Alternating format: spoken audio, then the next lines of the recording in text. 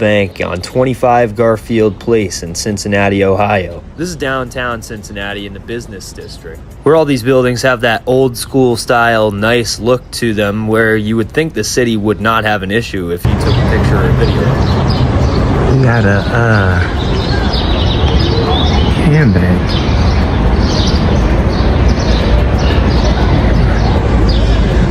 Today, we are diving into a story that raises serious questions about how quickly a routine situation can spiral into something much bigger.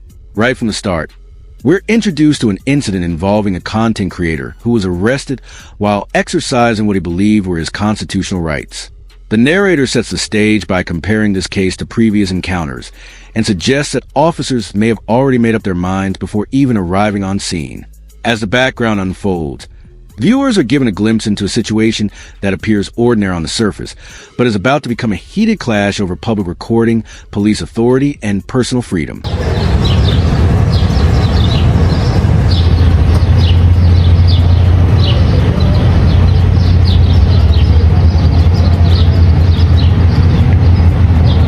Big mama, big mama.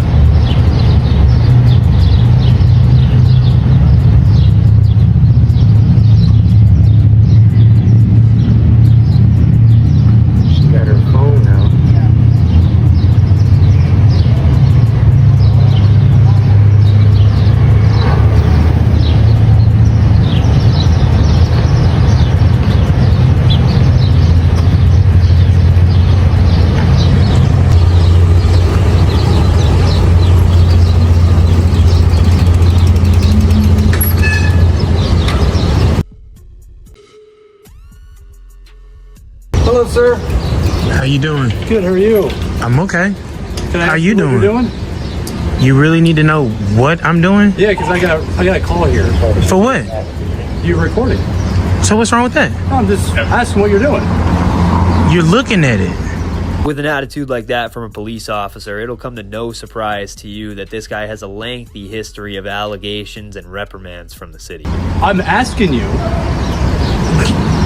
Can you please tell him what I'm doing? What? This is where the real interaction begins, and the tension starts building almost immediately. What could have been a simple conversation quickly turns into a back-and-forth exchange as the officer repeatedly asks questions while the individual remains firm about his right to record in public.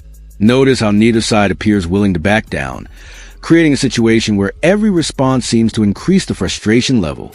The encounter becomes less about the camera and more about control, authority, and whether a citizen is obligated to explain perfectly legal activity simply because someone demands an answer. Why can't you tell me what you're doing? I'm recording. Okay. How hard is that? Now, if we were a police officer making a report about this cop, the first thing it would say is immediate combativeness, possibly under the influence of drugs or alcohol, because he's sitting there repeating himself, answering his own questions, and then asking the same questions. Can I How ask you what you're doing? doing? You really need to know what I'm doing? Why can't you tell me what you're doing? I'm recording. Okay. How hard is that? You're recording. So what's wrong with that? I'm just asking what you're doing. You're looking at it.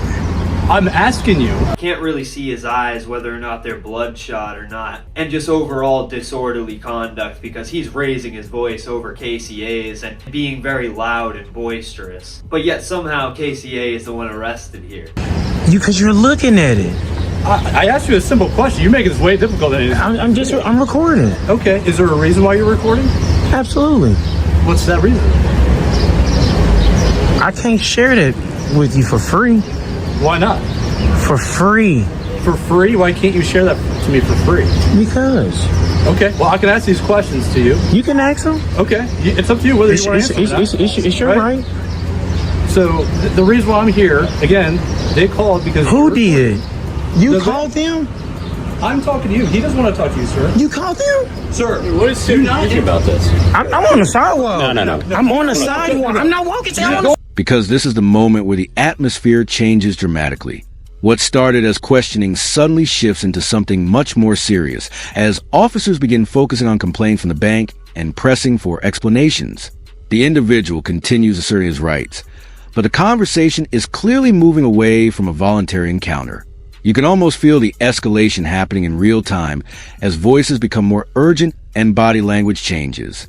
This brief segment serves as a turning point where the possibility of detention becomes very real and the stakes rise considerably. Just put your hands behind your back. Sir, I'm on the sidewalk. You're I not didn't do answering nothing. questions. I don't have to answer questions. Let's just detain you. Just put your hands behind your back. Hey, y'all committing a felony right now. You're committing a felony right now. You're committing a felony. I'm doing legal activity right now. Sir, you're recording a bank, asking questions about the layout of the bank. I didn't ask them about no damn. Questions that indicate you may be thinking of a robbery or something. You could be armed. You could be dangerous. Do you have any guns on you? There you go, just like that. KCA is put under arrest, put into cuffs, and he's getting put in the back of the police car. And it is straight to escalation by these police officers, immediately stating that he was not answering any of their questions, so he is immediately to be put under arrest and taken off the streets, because that is dangerous activity for any citizen to be partaking in, not answering questions of a police officer on the sidewalk. And then without any reasonable articulable suspicion, they just assume that he has a gun and could be armed and dangerous and immediately go hands-on. Just absolute ridiculousness here from this police department. I just dealt with the Cincinnati Police Department not that long ago, and I was on the sidewalk doing the exact same thing, and you guys didn't treat me like this, so why the difference here? I just don't get it, really. The only thing I have to say overall is A, KCA, I think you should get a 360 camera so we could have seen the entirety of the situation with that cop surrounding you and flanking you on the backside, and could have seen the reactions real time and their facial expressions of when you were answering the questions, when they were looking at each other. And other than that, the only thing I would suggest to you, my man, is stay silent as soon as they put hands on you. As soon as you know they are going hands on, don't say another word other than you are invoking your Fifth Amendment right to stay silent, and that is it. Because then afterwards, they're going to be able to put nothing on the court record of what you said because he didn't say anything. So the only people that can look like the bad guys in the situation are the real bad guys with the real guns that are armed and dangerous, and we know they are. But like I said in the beginning of the video, KCA is going to have court today at around noon. I'm going to leave all the information in the description, so if you are in the area and you would like to show up, go take some pictures with KCA and everything like that. For the conclusion, because now the focus shifts from the confrontation itself to the larger questions surrounding it. The narrator breaks down what happened, offers opinions on how the encounter was handled, and discusses what actions could have been taken differently once physical detention began. Attention then turns toward the upcoming court proceedings, where the legal side of the story may ultimately determine whether the officer's actions were justified. Cases like this often generate strong reactions because they touch on constitutional rights, public accountability, and the balance between security and freedom.